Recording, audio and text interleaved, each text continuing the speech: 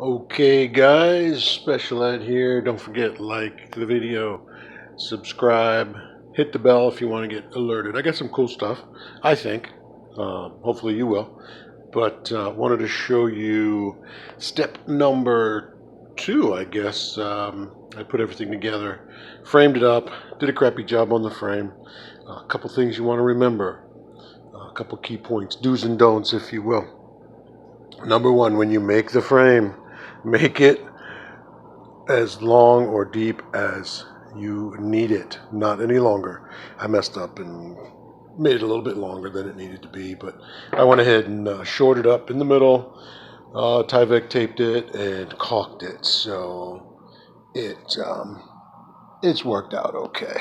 So went ahead and while I'm on the framing, you can see here it goes down to a very close point right here.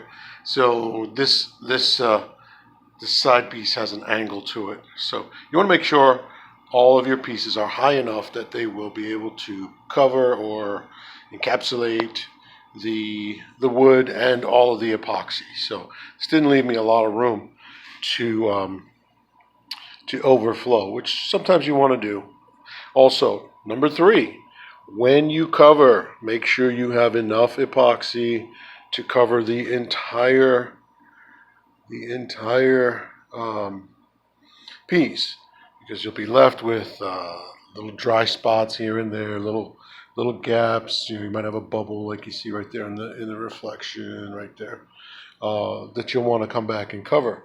So I thought, well, since I was a little short, I only needed a little bit more, right? So I made a little bit more and put it on where I thought it needed it, and well, it left even more gaps. So for the 3rd application, I went ahead and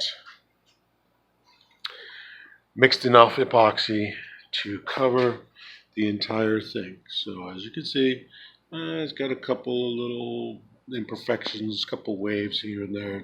It's pretty fresh, pretty soft right now. So, but I like it.